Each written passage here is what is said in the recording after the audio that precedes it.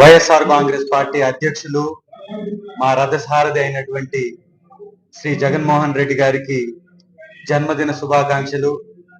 ఈ రాష్ట్రాన్ని ఏ విధంగా పరిపాలించాలో, ఎలా అభివృద్ధిలో ముందుకు నడపాలో, ఏ విధమైన అవసరాలని ఏ విధంగా తీర్చాలో, ఈ దేశ చరిత్రలో రాష్ట్రాన్ని ఏ విధంగా పరుగులు పెట్టించాలో అభివృద్ధిలో చూపించినటువంటి జగనన్నకి హృదయపూర్వకంగా మరొకసారి జన్మదిన శుభాకాంక్షలు తెలియజేసుకుంటూ, ఇవాళ ఈ యొక్క కార్యక్రమానికి విచ్చేసినటువంటి ఎర్రగొండపాలెం ప్రజలకు కూడా నా హృదయపూర్వక ధన్యవాదాలు. ఎలా జరిగిందో ఈ రోజు ప్రోగ్రాం మీరందరూ గమనించారు. వైఎస్ఆర్ కాంగ్రెస్ పార్టీయే అధికారంలో ఉందా అనే విధంగా పెద్ద ఎత్తున తరలి వచ్చినటువంటి ఈ యొక్క అభిమానులకి, వైఎస్ఆర్ కాంగ్రెస్ పార్టీ శ్రేణులకి నిజంగా కూడా హృదయపూర్వక ధన్యవాదాలు. ఈరోజు అనేక కార్యక్రమాలు చేపట్టాం. వాళ్ళ హాస్పిటల్లో, ఎర్రగొండపాలెం 100 పడకల హాస్పిటల్లో చేసినటువంటి సేవా కార్యక్రమాలు కానీ, ఇక్కడ మహిళలకు ఇచ్చినటువంటి దుస్తుల పంపిణీ కార్యక్రమాలు కానీ, ఇవన్నీ కూడా అద్భుతంగా ఇవాళ సక్సెస్ఫుల్ గా జరిగాయి. దీని అంతటి కారణమైనటువంటి వైఎస్ఆర్ కాంగ్రెస్ పార్టీ శ్రేణులకు అందరికీ నా హృదయపూర్వక ధన్యవాదాలు.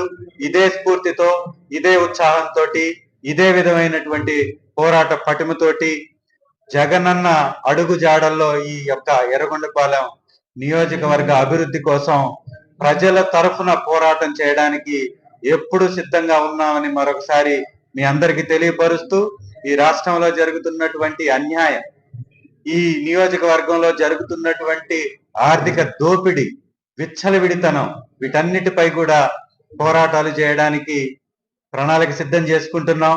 విచ్చలవిడిగా ఇసుకని అక్రమ మార్గాలతోటి ఒక దగ్గరికి తరలించి ఇక్కడ అమ్ముతున్నటువంటి విధానం కానీ, బెల్ట్ షాపులు పెట్టి మద్యాన్ని ఎక్కువ రేట్లకు అమ్ముతున్నటువంటి విధానంపై కానీ, అలాగే రైతులకి పడుతున్నటువంటి కష్టాలపై పట్టించుకోకుండా 6 నెలల నుంచి ₹1 కేటాయించినటువంటి ప్రభుత్వం ప్రజా వ్యతిరేక విధానాలపై కూడా పోరాటం చేయడానికి సిద్ధంగా ఉన్నాం. ఇవాళ ఈ నెల 27వ తారీఖు విద్యుత్ ఛార్జీలు పెంచినటువంటి కూటమి ప్రభుత్వానికి వ్యతిరేకంగా గళం విప్పబోతున్నాం.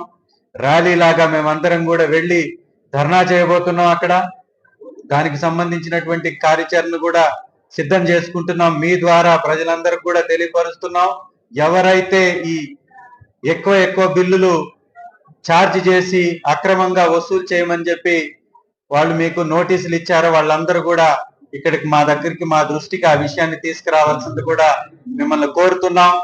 ఈ ప్రభుత్వ ప్రజా వ్యతిరేక విధానాలపై జగనన్న సారథ్యంలో వైఎస్ఆర్ కాంగ్రెస్ పార్టీ తరఫున పోరాటం చేస్తామని, మీ అందరి తరఫున నిలబడతామని ఎర్రగొండపాలెం తరఫు నుంచి మీ అందరికి తెలియజేసుకుంటున్నాను. Thank you.